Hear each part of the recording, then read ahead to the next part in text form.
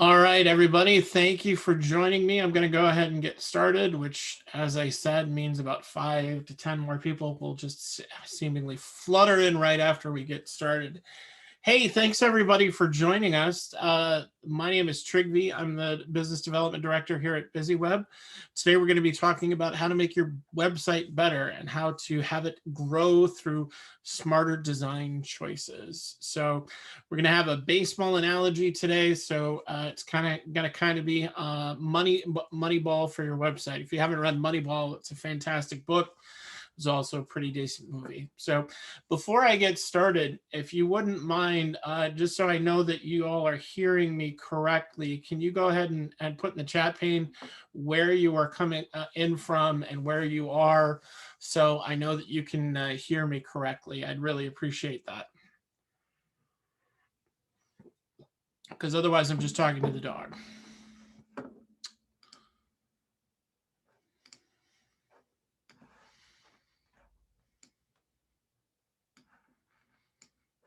All right, let me, yeah. Oh, yep, Steve from Chicagoland. Great to see Steve, longtime listener. And perfect, Maura in Dayton, Minnesota. Fantastic. Thank you so much for doing that. I appreciate it. So, all right, so let's go ahead and get started. If this is your first time at one of our busy webinars, we are a full service growth marketing agency based in the Twin Cities. We are, and then there's Lisa too. Hi, Lisa from Texas. Good to see you. So what does this mean? It means that what we focus on is using marketing tactics to help our customers grow their revenue opportunities. So to that end, we want to make sure that everything that we can do is focused on growth. And what is growth? It's specific to each of the companies that we work with. So things like email marketing, SEO, content, social media, web design, all of that goes into making sure that you are getting the right kind of leads that make sense for you. So if you're interested in learning more about that, I'd love to hear from you after the fact today. But ultimately, I'm here to help you today. So, okay, so let's go ahead and get started. So this is a stock photo of a salesperson, and I find that this is pretty analogous to a lot of the websites that I look at and I hear from companies on a regular basis. It's good, it's fine, gets the job done. It has people's phone numbers on it. It has the, way to reach out. It's not really specific. It's not really fancy, but we didn't put a lot of money into it. It isn't really bothersome. So here it sits. And the question that I often ask people is it great? Do you like it? Do you feel comfortable with it that you'd ask a customer to go to it? And if the answer is no to any of those questions, the next question that I ask somebody is, well, could it be great? Could it be awesome? Could it be better? Could it get you more business, just like a salesperson? So instead of having something that's just good enough, I want you to think about today, what does it really cost for you to really make it great? Similarly, there's a lot of different websites that are out there that you can just buy and you can just and get at a pretty reasonable price. It's fine. It's good. It costs you anywhere from $50 to $100. It gets the job done. It's not fancy. It's not specific. Your customers don't really like it, but the price was right and it doesn't really bothersome. So again, the question I'd ask you is it great? Is it getting the job done? The reason why we're starting with these two things is I want to ask you, if you had a salesperson there who's just kind of sitting there and it's not really, that person isn't really making you a whole lot of money, and it really isn't, there's a tremendous amount of opportunity cost, then the question I'd have for you is, why do you have that person around? Ultimately, people in a business are either a cost center or a profit center, and anything that is customer facing has to be a profit center. Otherwise, it's a cost center and it's losing you money. So when we're talking about web design, which is what we're going to be doing today, really what we're talking about is the difference between good and great. If you have a website that is fine and it has your phone number on it and it has some products listed on it, okay, great, that's fine. But really the question I want you to think about today is this website making you money? And if not, then it's a salesperson who's just sitting there waiting for the phone to ring, which never actually happens. but you say, well, gosh, this was a good price. It was free. My nephew did it. It was fantastic. Well, it's probably free like a puppy. And this is the analogy that I typically use. And this is my dog. He's sitting right next to me right now, napping. This is a picture I took about 10 minutes ago. His name is Moose. He is a Bichon Frise. He's just one of the best pals a guy could ever have. And I paid just like an average website. I paid a little bit of money to adopt him. But then when he was 1, he ate an entire bag of Hershey's Kisses. If you think about it, a bag of Hershey's Kisses and a 5-pound dog, the math doesn't really add up. So that was a long night, and I paid a lot. And yesterday I took him to the groomer. He's still a little ticked off about that.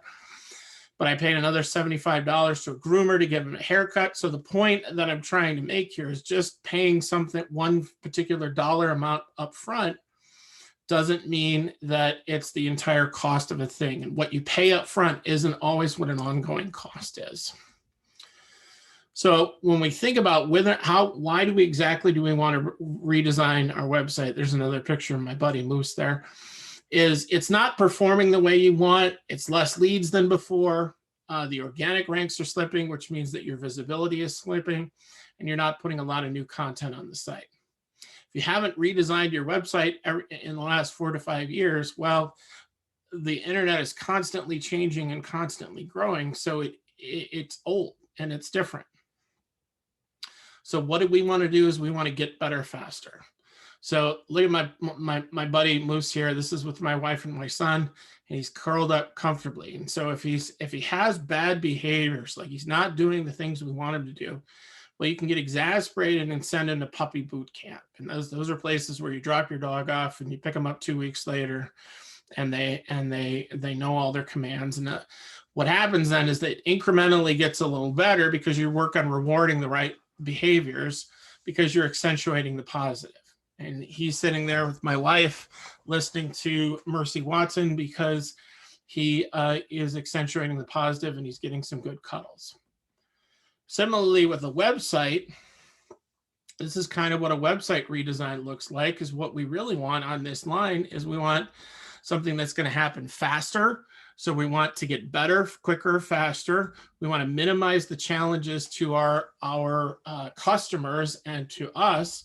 And we want something that's continually going to get better. Again, think of your website as that salesperson who's just sitting there for a long time. What good is that doing? They're not. You want a website that's going to be continually learn from its mistakes and get better and better and better, because then it's integrated with marketing and sales. So it's doing more than just the one thing. It's doing several things depending on who's looking at it. When that happens, much like Moose, it incrementally gets better when you're working on rewarding the right behaviors. Now, what are the right behaviors for you? I don't know yet. We can talk about that and figure that out. But ultimately, what we're doing is accentuating the positive. The things that matter to us are going to be accentuated on our website and rewarded to the positive, which is going to be more money for us. So as you can see in this graph that I have on screen here, if we reiterate our website a couple of different times, it takes a long amount of time and it takes an extended amount of effort. But if we incrementally get better on a daily basis, and we take all of the data that we get in order to grow our efforts and tweak and tweak and tweak, we're going to get better faster. And that's what we're going to talk about today is Moneyball for your website and how to institute a growth-driven design plan, and kind of how we do it here at BusyWeb. So I'm going to break this down into 5 categories. For 1, talk about goal setting. 2, who really needs to be in on a growth-driven design plan. 3, how to brainstorm for change. And 4th, what is a sprint meeting and how do you run a sprint meeting? And then finally, how do you really analyze the results?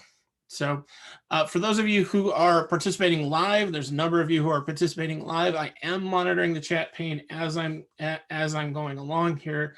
So if you have questions, please feel free and add it to the chat pane and I will answer them as they pop up. It's part of the joy of taking part in live. So, okay, so first of all, let's talk about how to set goals. And so one of the things that I get asked all the time is, well, what, really, what can you do for me? What is a new website going to do for me? And my honest answer is, I don't know yet, because I don't know your business well enough yet. What we need to do when we're creating a goal strategy is really figure out what's the most important thing for you. What do you need more of? Is it more visibility? Is it more clients? If so, what are the right kind of clients? And then how does your website fit into that? How does your website give you new people? And the analogy that I usually give people in this instance is, think about your business right now. Let's say you want a lead generation. You want your website to generate more leads. Okay. So let's say your website spits out my mom's name. Did it do its job? Well, on the one hand, yeah, it gave you a name. On the other hand, my mother is a 75-year-old retired college professor, so chances are she's probably not going to buy from you. But maybe she will, but who knows? But the point is, it's not a good fit lead. So fitting in how your website fits into your buyer's journey is really important. And then ask yourself what metrics really matter. So one of the things that I measure as part of my job as running the sales team here at BusyWeb is really understanding how many connections are we making on a regular basis, and how long are we spending on those connections. So to me, in sales, what's the most important thing isn't how many times you dial a phone. To me, the most important thing is how much time you're spending on the phone, developing deeper relationships. Now, a lot of what we're going to be talking about today is going to be a lot of numbers are going to be thrown around. You're going to have to make a decision about what are the right numbers for you, and what are the most important things that are going to drive revenue for you. And then finally, make them smart. And SMART, of course, is a fun algorithm that breaks down to making sure that your goals are specific, measurable, achievable, realistic, and timely. It would be really great to say, man, I'd really like to triple my business by the end of the month. Is that really a realistic goal? No. Is it timely? No. Is it achievable? No. So when you're creating these goals, you really want to ask yourself, what are things that we can actually achieve? If you have a goal that's beyond your level of achievement, then there's probably some bumps in the road that you have to figure out along the way. How do you get to a SMART goal? Well, we've got some stuff on our website about how to make some smart marketing goals. It's not going to be our leave behind today, but here, certainly if you're interested in that, let me know and I can get it for you. Some questions that you want to ask yourself. Number one, what is the overall goal? What do we really want from that person, that salesperson who's just sitting there not doing anything? What do we need more of? What are the marketing needs? Ultimately, a website isn't just a sales tool, it's also a marketing tool, because it has to help validate your clients and your prospects to buy as well. And then can we put a number to that goal? If we want to grow, what is the number that we want to grow to? Because ultimately, how are you going to give yourself a gold star if you haven't put a specific goal in mind? Analyze your current situation, figure out what you need to change, and then figure out what the increase is and what time frame you're looking at. So again, when I said I want to triple my business by the end of the month, is that realistic? No. But is it possible to triple my business in the next 3 years? Maybe. So if you give yourself a realistic goal, that is really going to help set that big, hairy, audacious goal that you really want to strive for. And then finally, what is your biggest challenge to achievement? Whatever that might be, it's good to understand what it is ahead of time, so you know really what do you need to do in order to achieve that next goal. So once you've got that SMART goal set up that says we are going to do X in Y amount of time, and we don't have anything roadblocks in the way from taking that, next question is, who do we really bring in our organization to do this? And this is a challenge for a lot of organizations, because what you get is you get the marketing people who understand how to market, and then you get the salespeople who all the salespeople really want to do is get as many leads as possible yesterday. And why haven't you gotten me my leads yet? So developing the right team and after you've set your goals is really crucial in creating success for a growth-driven design program. So a couple of things that you want to ask yourself is, number one is, what is the mindset of the person involved? Is it somebody who is helpful or not helpful? Is it somebody that can be empathetic and scientific? Next, the skill set. What do they bring to the table that we really don't have that we actually need? And then finally, creating a team structure. So when we're talking about mindset, as I said, you really want somebody who's curious. Why is something the way it is? How is it the way that it is? And how can we really figure out how to make it better? And really the key word in what I just said is we. How can we help it better? If you're working together to try and achieve a goal, then that's going to be significantly more helpful than somebody saying, how can I achieve my goal? You want somebody to understand that working in a team often means that you have to depend on other people. So empathy is an important thing, and they have to have a scientific mindset. When I say a scientific mindset, really what we're going to be doing is applying the scientific method to our existing website to make it better. How do we how do we change one thing and then measure it and see whether or not that was the problem? Next, we want to make sure that we have a wide and varying skill set of people involved. We want to have somebody who can understand data analysis. We want to have somebody who understands what conversion rate optimization is, somebody who understands persuasive copywriting, how to write to your audience. We want to have somebody who understands the limitations of your website and what you can change easily and what you can't change very easily. And then how to pull research from that and how to really be able to present a data-driven story and narrative that is really truthful to what the numbers are. Because we're all in business, we all know that just because you have numbers doesn't mean the numbers tell the story you want. You can often make numbers tell many, many different kinds of stories. And then, are they versed in the agile process? And we'll get into the agile process a little down the road. When we run a growth-driven design program, we have assignments both on the client side and on the busy web side that sort of fits into this model. So we have a strategist, somebody who's really setting those goals, a designer, somebody who can help visualize it and tell the story. We have an analyst who can tell us what is the story that we're trying to tell matching the story that other people are telling themselves. We want to make sure that search engines and our advertising dollars are spent appropriately in order to achieve that goal. We need a content writer, and we also need a developer, somebody who can actually make the changes that we need to make based on the data.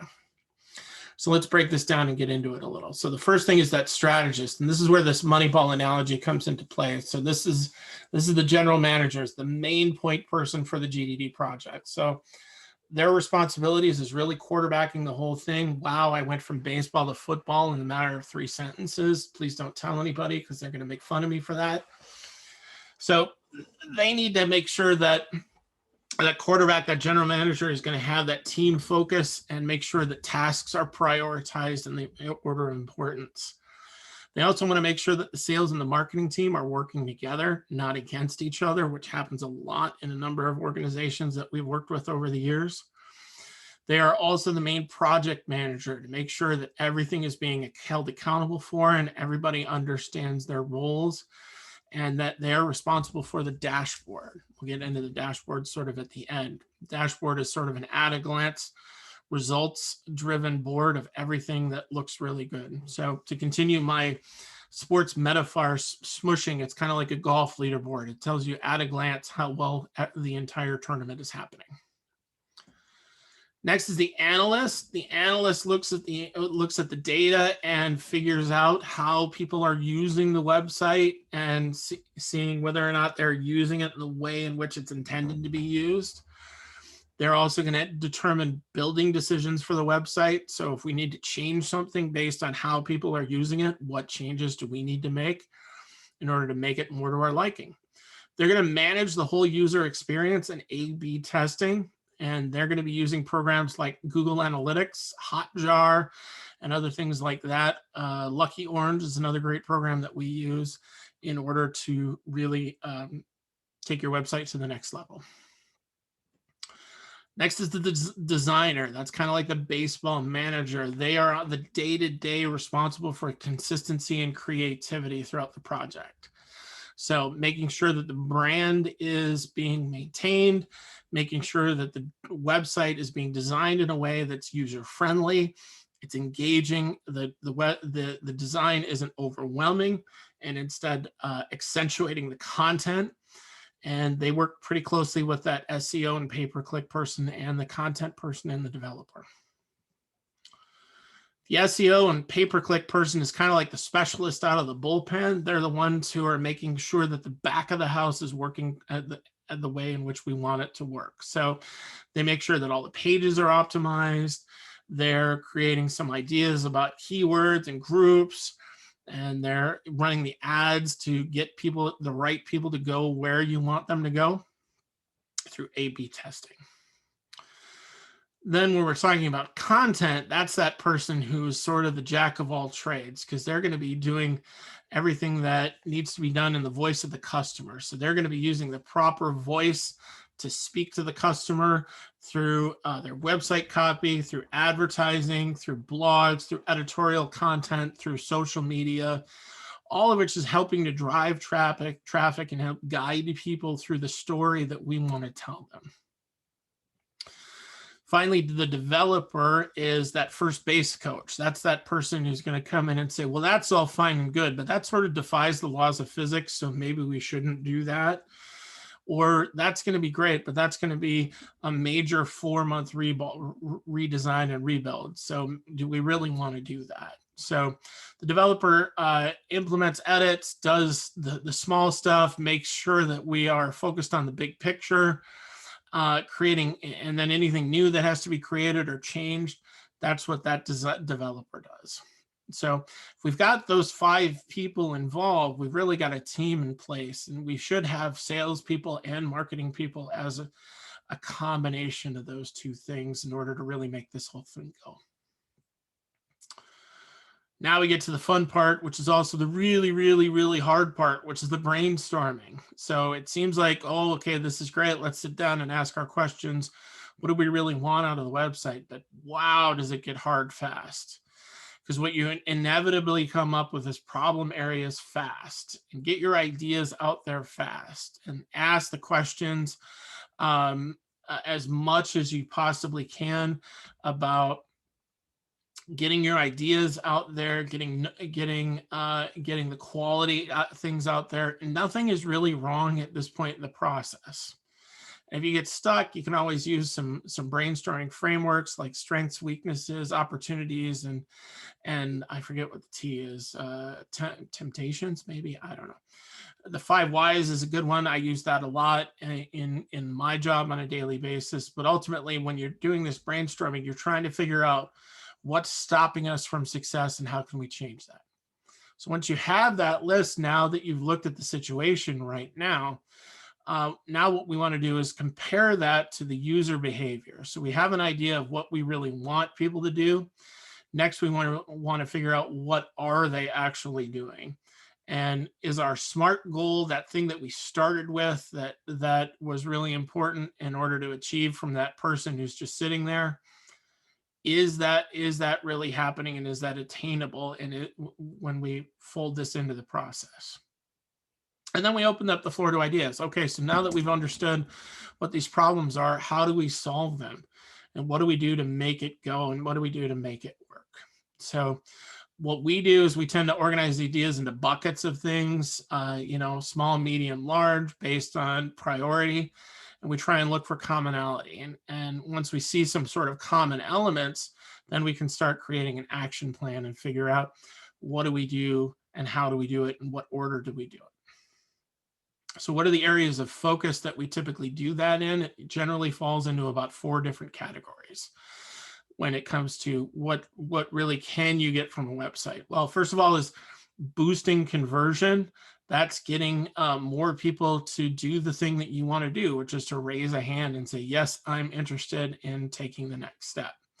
So things like conversion points are important, the path in which your users take, the value propositions that people are clicking on in order to convert. Those are all really important in upping your conversion rate. The second one is improving your user experience. Those are things like making sure that the navigation is clear.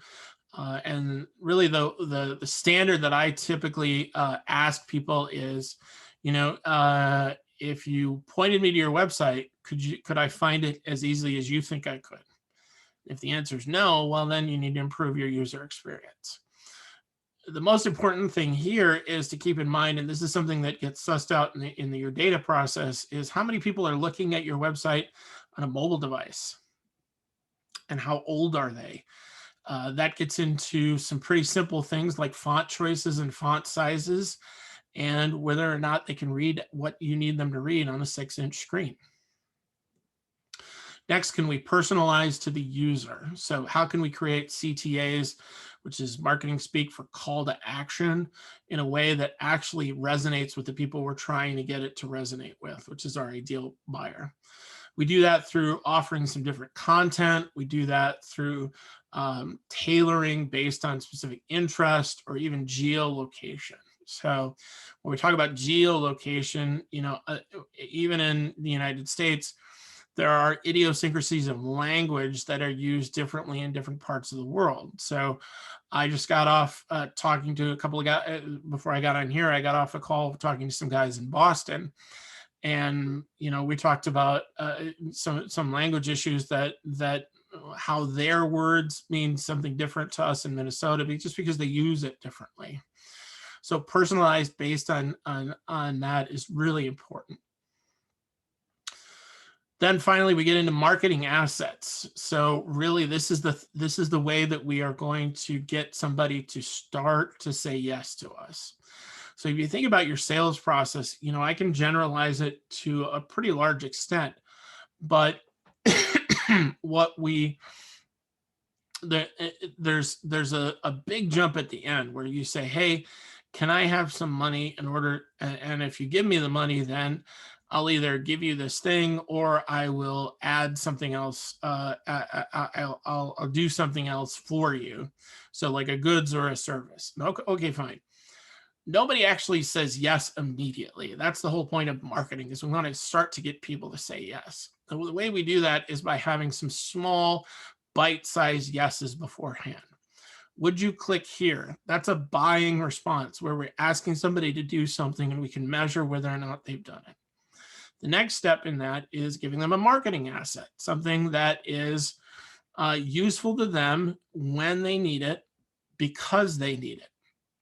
And you get a little something in response. So if I give you a ebook about growth-driven design, which is what we're talking about today, would you give me your email address and give me the opportunity to call you and say hi? Yes? Okay, great. Thank you. Here's your book. We'll talk to you soon and good luck. So that's what a marketing asset really is it gives you the opportunity to really give somebody the next step in the process and continue to get them to say yes. Now, how do you do all this and how do you make all this work? Is this a one-time thing or is this a continual thing? And what the answer is, it's a continual thing. And what we do is we run what are called sprint meetings. And this is based on the agile software development process, which is to say we have this great big giant thing that we have to do, which is to redesign a website. And we want to do it based on what our customers need, when they need it, how they need it. And that's just sort of a giant thing to try and ingest. That's an 800-pound elephant. And how do we do that? Well, we do that by doing it simply and doing it one bite at a time. So a sprint meeting is where you get your team together and say, okay, what tasks do we have in the hopper right now that we're working on? How do we ask for help from other members of the team if you need it? And then how can we hand off tasks from one person to the next, and then we determine the next things to do, and then we share and assign the workload. So as we're trying to completely bite that elephant, we're just doing it one thing at a time. We're doing that one thing, we do it great, then we move on to the next. So how does that actually break down into what a meeting looks like? Well, this is kind of how we do it, and what we recommend is, so the strategist, that person, that team member shares the list of tasks that we're looking to do, that backlog of things that we are trying to hit. And ultimately that strategist will have triaged it. So there's an order of importance of things that have to be done, and the way in which, and the timing in which they have to be done. Then you review the current focus. So, okay, on the list of 25 things, we said we were going to work on number 1 and number 2. How did we do? What are your updates? Did anything happen that changed that? Did anything prevent you from achieving your goals? Okay, great. Let's check that out. And then is that something where we need to continue it on? Do you need to bring in other team members? Or can we cross it off the list? And then can we add to that? So we're working on 1 and 2 of 25. Can we start on number 3 right now?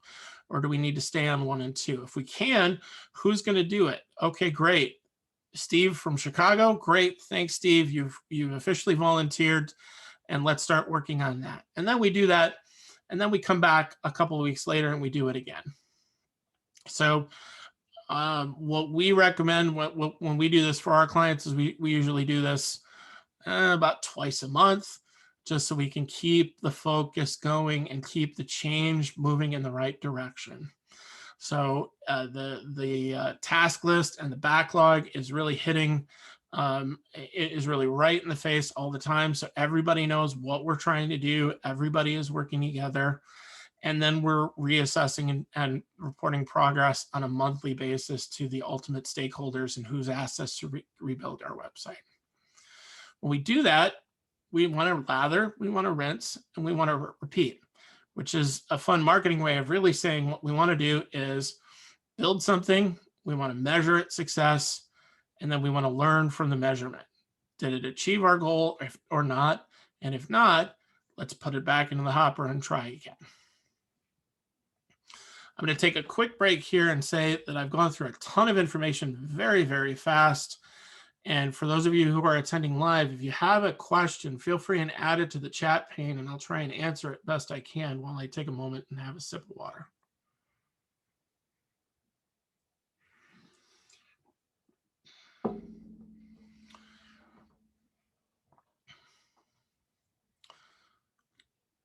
Doesn't look like we have any questions, so that's either good or bad. I'm going to go with good, hopefully. So, but feel free and add them to the chat pane if you have them. The last thing that we're going to talk about today is we're going to talk about dashboards. And this is really where you get into the nuts and bolts of how you did and what is really your ultimate scorecard.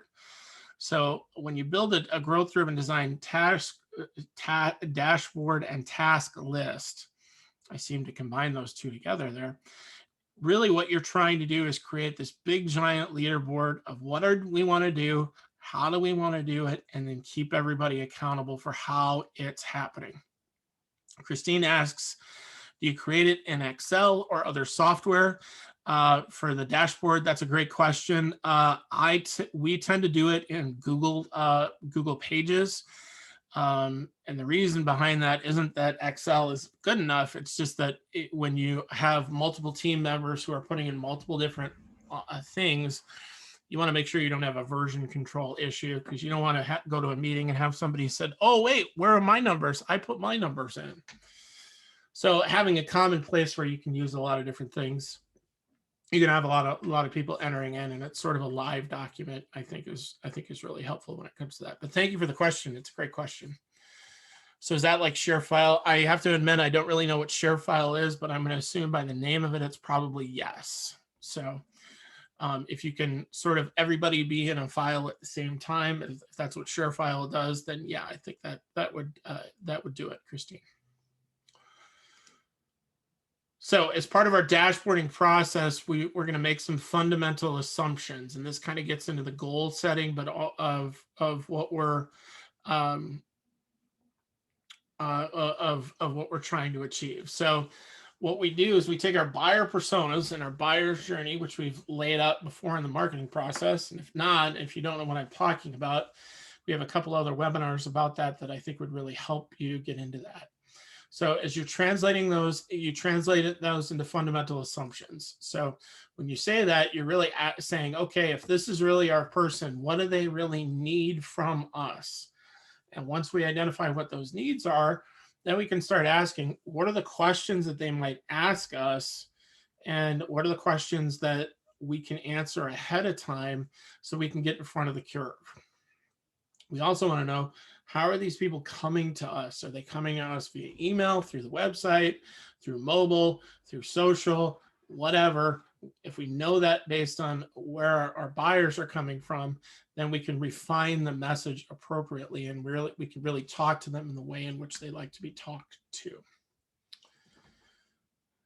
Next part of your dashboard is going to be the goals. So those are those SMART goals that we talked about.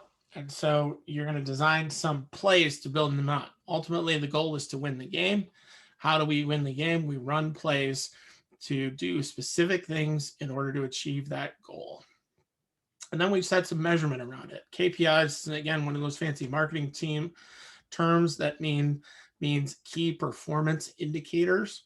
Really, that's just a way to say, this is what our goal is, and did we make it or not? What we recommend that people do when they run a growth-driven design, and for our growth-driven design clients, we measure it over the course of a year. So then we can say month over month, did we get better? And then year over year, did we get better? Ultimately, we want positive growth. And if we don't get positive growth, the question is why? In order to do that, you start with some baseline data. So you establish that 1 year monthly baseline for all the areas of your tracking, all the things that you're trying to do, you average it out into a baseline. And a baseline is really just what you get no matter what before you start trying to change something. Ultimately, think of it like, if I went back to the baseball analogy, think of it as the Mendoza line, that 1 out of 5, you're going to get a hit no matter what. So, okay, so how do we get to 2 over 5? We do that by identifying the pages, the forms, the things in which people are going to be interacting to track against. And again, setting those realistic goals and then seeing cyclically how it works. So a lot of times businesses don't think that they're always consistent. That's not always true. A lot of times businesses have cycles where people are not buying in particular parts of the year, or they're slower in different parts of the year. You can do that by isolating your user behaviors and really understanding, when are they going to come to you in order to buy, and when are they going to come to you in order to make buying decisions. And then you can back your marketing out a couple months before that.